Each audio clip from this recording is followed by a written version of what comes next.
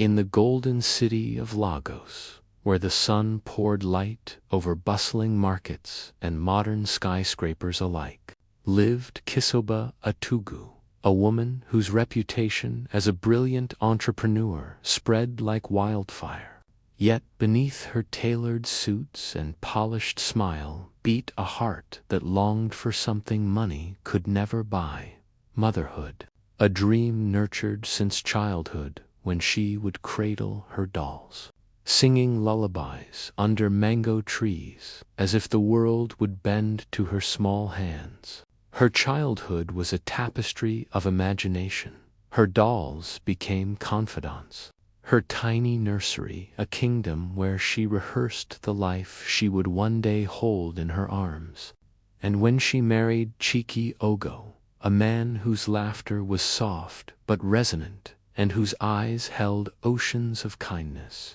she felt destiny's hand finally resting on her shoulder, affirming that now her story would be complete. Scarcely a month after the wedding, she transformed a room in their sprawling home into a sanctuary of potential life, painting walls with intricate designs, laying down carpets woven with golden threads, buying an elegant cradle from a distant artisan, adorning it with silk and lace, stocking the shelves with rattles, soft toys, and hand-stitched clothing, her every act a prayer that soon a child would arrive to crown their union. Nights were consumed with whispers, too cheeky about names, whether the child would be a boy or girl, or perhaps twins, and she spoke of the child as though already walking beside them, imagining tiny fingers grasping theirs, tiny footsteps echoing across their marble floors. A future they had not yet earned, but so desperately desired. Yet, as weeks bled into months, and months into years, the nursery remained still, the cradle empty, and the silence in her womb became a drumbeat of despair, a persistent echo of the cruel world's whispers. For while Chiki held her in tender embraces and whispered patience, the city spoke in rumors and half-truths, calling her barren, suggesting she had bargained with dark forces to achieve her wealth, questioning the legitimacy of her love, and planting seeds of doubt that grew like weeds in her heart. Shisoba's family and friends noticed her quiet despair, the way her hands lingered on the cradle as though coaxing it to life, the hollow gaze she carried when passing children in the market, and the tightness of her smiles when asked about motherhood. Pressure came not just from society, but from the walls of her own home when Chiki's mother, Mrs. Chuma, arrived unannounced, her presence sharp as the midday sun, carrying with her a young girl from the village, her intentions cloaked in courtesy but sharpened with judgment, speaking with the authority of tradition and society combined, declaring that a home without children was an incomplete house, comparing Kisoba to a tree that gave no fruit, words that sank into Chisoba's heart and lodged there like poisoned arrows. Chiki tried to protect his wife, but even his love could not shield her from the relentless tension that followed, their home becoming a battlefield of hope and despair, faith and desperation, as Kisoba prayed harder, visited every healer and doctor, sought ancient rituals and modern medicine alike, yet nothing shifted. The emptiness of her womb mocking her, and through it all, she clung to the small joys of marriage, the softness of Chiki's laughter, the warmth of shared mornings, the fleeting moments of serenity in their opulent but now haunted home. Unknown to her, destiny was weaving a thread that would entwine the present with a past she had long hidden, one that would awaken truths buried beneath ambition, silence, and fear. and test not only her resilience, but the very essence of her soul. For, in a world where actions echo beyond time, Kisaba was about to learn that dreams, like cradles, can hold not just life, but also the weight of unresolved guilt, and that every choice, whether whispered in hope or screamed in workeries, the seed of consequence, waiting patiently to bloom in its appointed season. Just when Kisaba had begun to reconcile herself with silence, when the nursery remained untouched, and her dreams seemed suspended in a cruel limbo, her body stirred in a quiet rebellion, subtle at first, a strange longing for foods she once despised.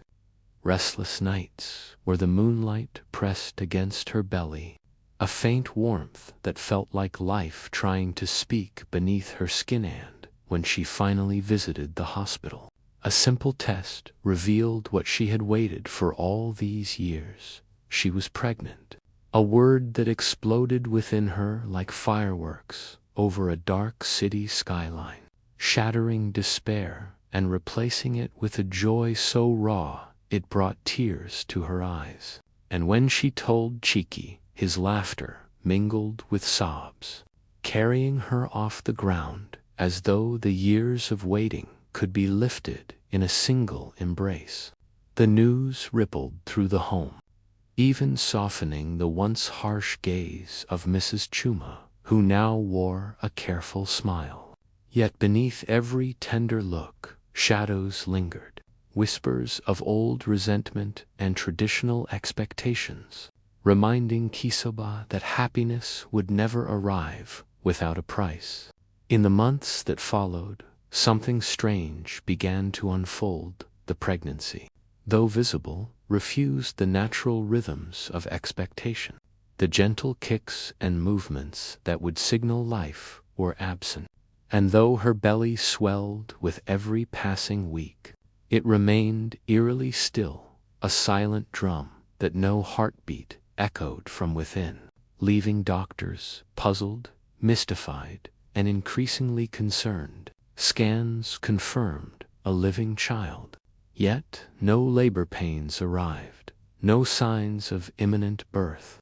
as if the universe itself hesitated, suspended the miracle, holding it in a liminal space between existence and mystery. And the city, ever prone to judgment, watched with an anxious eye, spreading rumors of witchcraft, curse, or divine punishment, while Chisoba's confidence turned to fear. And Chiki, once patient and loving, now bore the thin line between hope and despair on his furrowed brow. Desperate for answers, Kisaba turned to the glowing promises of social media, where a prophet named Oliver displayed miracles in polished videos, claiming the ability to uncover secrets hidden to the naked eye. And though the church he ran was a humble, cramped space, unlike the grandeur of his online persona, Kisaba, driven by longing and fear,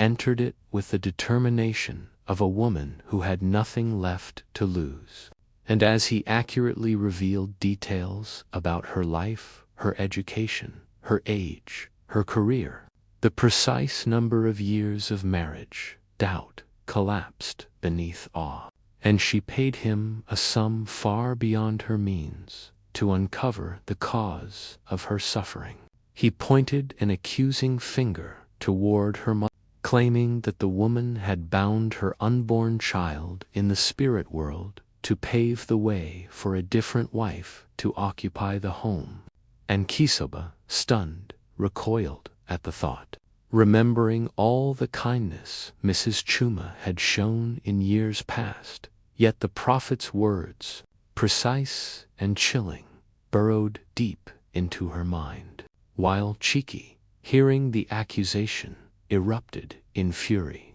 storming the kitchen and throwing boiling water over his mother, a single violent act that filled the house with screams, fear, and irreversible consequence, leaving Kisaba paralyzed between horror and helplessness, caught in a web woven by fear, partial truths, and the desperate human need to assign blame. In that chaos, as the air thickened with acrid smoke and the cries of the terrified new girl who had come with Mrs. Chuma rang out into the night, Kisaba realized that happiness was never without peril, that miracles carried shadows, and that even the most joyful news, her long-awaited pregnancy, could bring calamity. For in the city of light and shadow, nothing existed in isolation. Every action, every accusation, every heartbeat pulsed through the lives of those around her, setting the stage for trials that would test her faith, her courage, and her understanding of truth itself. And she knew, deep in her bones, that the path ahead would demand more than hope. It would demand wisdom, patience, and the willingness to confront the hidden forces, both spiritual and personal, that had conspired against her dream, forcing her to walk a tightrope, suspended between despair and the miracle she had waited for, a delicate dance between belief and the unknown, where each step could bring either salvation or ruin. Exhaustion weighed on Kisoba as she sat beside her mother-in-law in the dim hospital room, her body drained from sleepless nights and the unbearable tension that had taken residence in her home. Yet sleep arrived unbidden, pulling her into a vivid, haunting dream that carried her back to corridors she had long thought forgotten, where the faces of classmates and teachers blended into a mosaic of accusation and disdain, and every whispered insult killer, murderer, which struck her heart like poisoned arrows, while the walls themselves seemed to lean closer, pressing her into corners she could not escape, until the echo of a crying infant drew her forward. Tiny feet stumbling across the cracked floors of a classroom, the child laughing at her with eyes too old for innocence, its presence both terrifying and accusatory. And before she could reach it, an old woman appeared, her voice sharp and unwavering, condemning Kisaba for sins committed in the shadow of secrecy, reminding her that the first life she had taken had set the stage for the suffering she now endured. Kisoba awoke in a cold sweat, the echoes of the dream refusing to fade, memories she had carefully hidden rushing forward with relentless clarity years ago. As a naive schoolgirl, she had fallen in love with Tundi, a young and handsome teacher, whose charm had drawn her into a secret affair that ended in a pregnancy she could not keep hidden, a pregnancy denied by the father, abandoned in shame, leaving Kisaba desperate and isolated, resorting to local herbs to end the life growing within her. Yet the remedies failed, and by the time she delivered the child in a distant village, it had been deformed by her actions, and in her fear and despair, she had buried it alive in the forest, a secret she carried alone with a weight that had never lightened. And now, as the memory collided with the prophetic words of Oliver, Kisaba understood that her current suffering, the endless pregnancy, the judgment of her mother, and the terror in Chiki's eyes was not caused by external malice, but by the long shadow of her own choices, a debt she had never acknowledged, and the truth burned hotter than any anger or pain she had ever felt, demanding recognition, confession, and responsibility. With a trembling heart, she summoned the courage to speak to Chiki, revealing every detail of her past, the affair, the hidden pregnancy, the desperate measures, and the life she had taken in fear, watching as his face transformed from shock to disbelief, anger to sorrow, yet slowly, over days and nights. The love he had for her reasserted itself, softening his judgment, allowing forgiveness to grow from the fertile soil of understanding. And together they resolved to seek a solution that was not bought with magic, wealth, or deception, but grounded in truth and reconciliation, leading them to the whispers of a spirit woman who dwelled in the forest, a keeper of balance and guide for those seeking to undo wrongs committed long ago, whose presence in Chisoba's dreams and visions signaled that the path forward would be arduous, solitary, and perilous, yet necessary. A journey where she would confront not only external forces, but the unspoken contract between her past and her unborn child, a sacred reckoning that would test her courage, demand selflessness, and ultimately determine whether the miracle she had waited for could emerge from the shadows of guilt, fear, and unconfessed sin, proving that in life, the past is never truly buried, that every action echoes beyond time, and that redemption, while possible, requires courage far greater than the desire for happiness alone. The forest loomed before Kisaba like a living entity, shadows stretching and twisting around ancient trees whose branches whispered secrets in languages she could not understand. The air thick with the scent of moss, damp earth, and the faint smoke of fires long extinguished, yet she pressed forward, her swollen belly a constant reminder of the life she carried and the reckoning that awaited, guided only by the directions of the village elders and the memory of dreams that refused to release her. Each step taking her deeper into a world where the ordinary rules of reality seemed suspended, where every rustle of leaves could be a warning or a welcome, until finally, by a silver river whose waters glimmered under the reluctant light of a waning sun,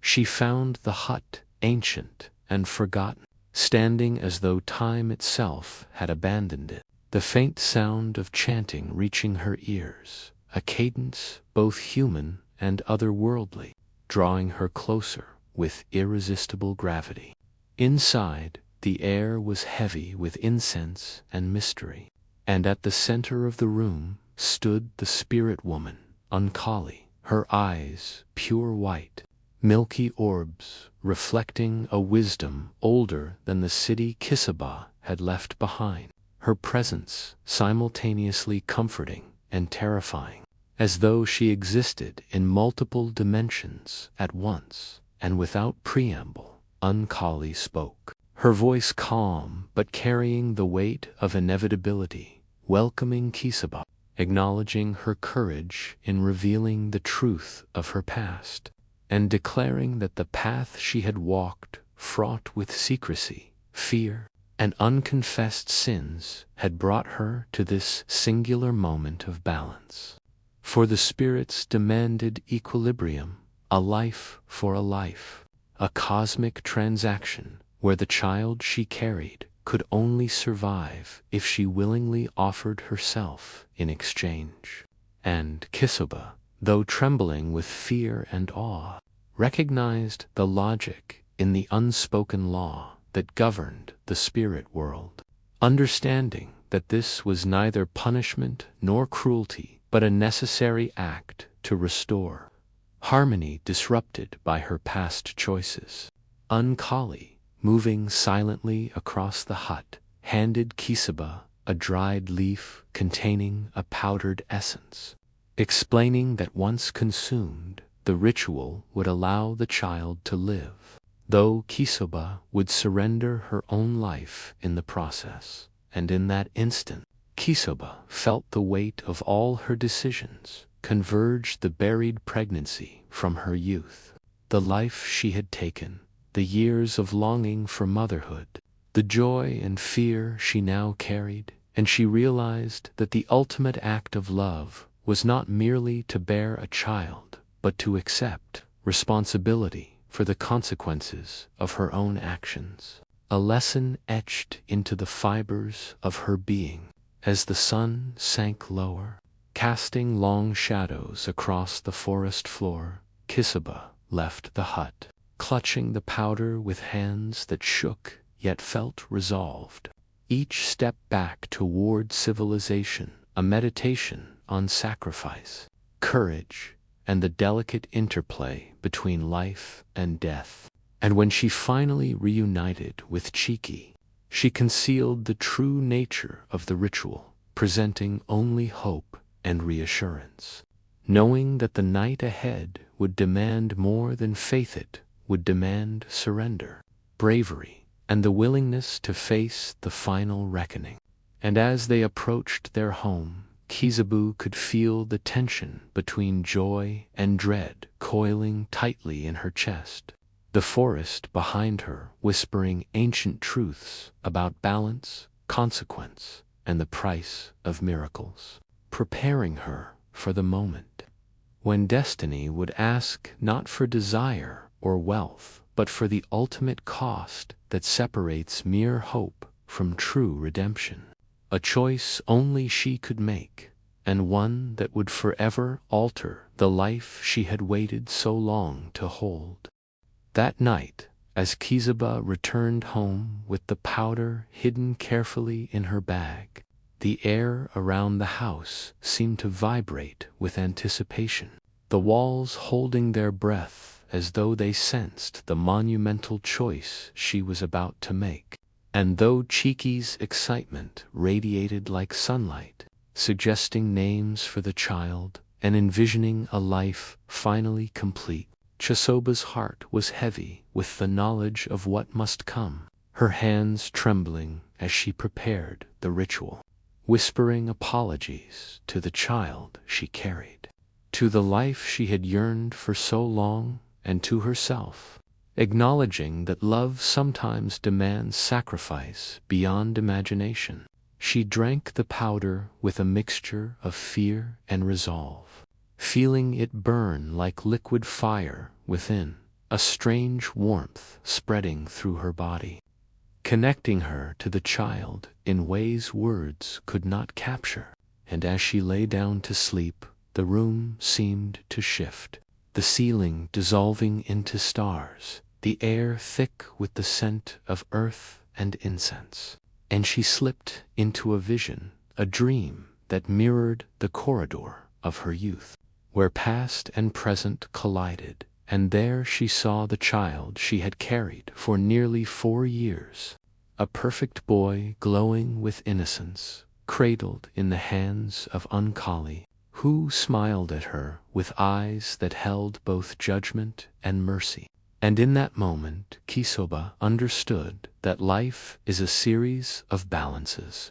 that joy often arrives on the back of grief, and that the price of miracles is rarely painless. As dawn broke over the city, Kisoba awoke with a clarity that only surrender can bring, her water breaking unexpectedly, the labor beginning with an ease that belied the magnitude of the sacrifice, each contraction carrying her closer to the culmination of years of longing, struggle, and moral reckoning. And within hours, she gave birth to a healthy, radiant baby boy whose cries filled the house with the sound of hope and new beginnings. Yet, even as Chiki lifted their son with tears streaming down his face, the color drained from Chisoba's, her strength waning as the price of the ritual demanded its due, and she whispered into Chiki's ear the last words of love and affirmation,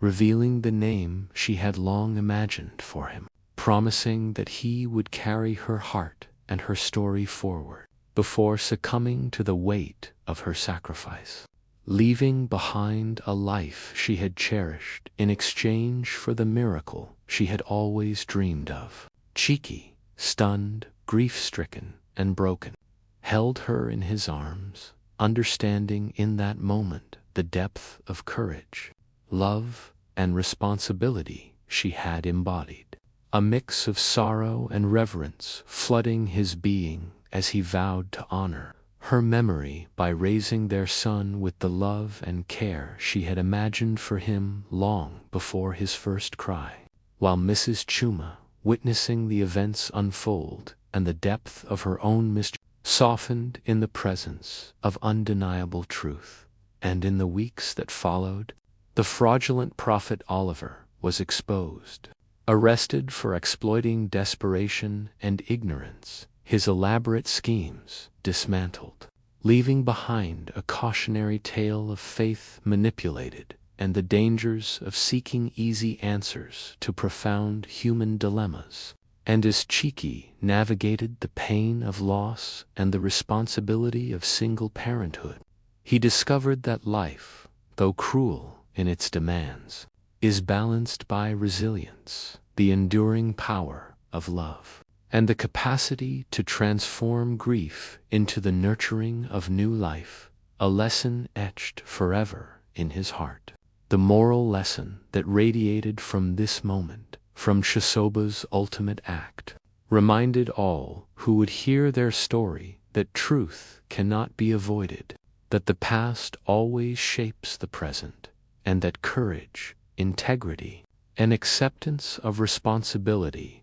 are the currencies with which one purchases not only redemption but also the possibility of miracles. And though the city would continue to whisper rumors, and life would continue in its relentless pace, the memory of Chisoba's sacrifice, the miracle of her child, and the unwavering love of a husband willing to embrace both joy and sorrow would remain a testament to the complex, beautiful, and sometimes tragic balance between life, morality, and destiny. In the weeks and months that followed Chisoba's ultimate sacrifice,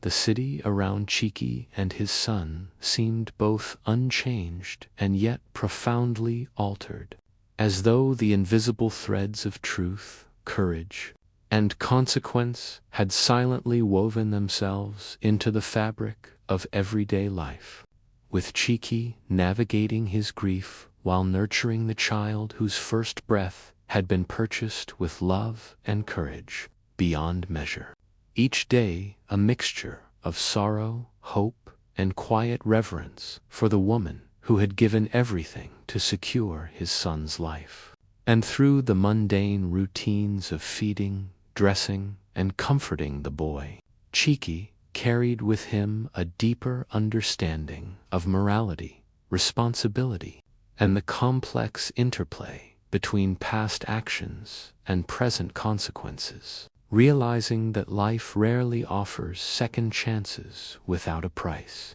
and that the past, no matter how deeply buried, has a way of surfacing in the most unexpected and transformative ways.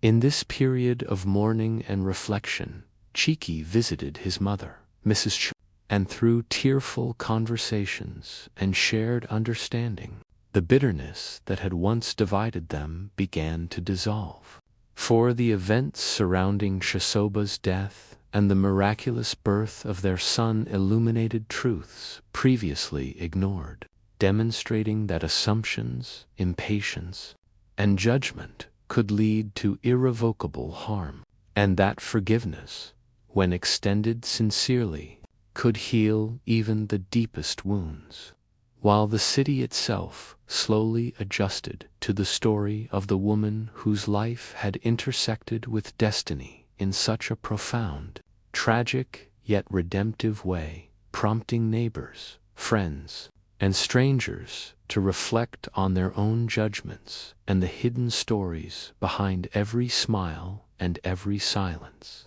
A reminder that behind every action lies a context, a history, and consequences that may remain unseen until the moment of reckoning. As Cheeky raised their son, now named Cheeky Jr., he imbued in him the values exemplified by his mother: integrity, courage, compassion, and accountability. telling him stories of Shisoba's brilliance, her struggles, and her ultimate act of love, ensuring that the legacy of truth and redemption would not be confined to whispered memories, but would shape the next generation, guiding him to live a life aware of the weight of choices and the importance of seeking honesty in all things. While the house, once shadowed by fear and tension, now resonated with laughter, learning, and the quiet joy of daily life infused with meaning.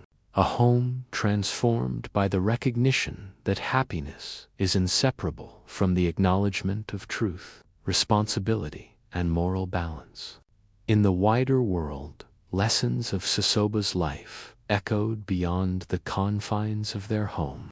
as news of Prophet Oliver's arrest highlighted the dangers of blind faith and exploitation, prompting communities to seek discernment, to question claims that prey on desperation, and to value genuine wisdom over charlatanry.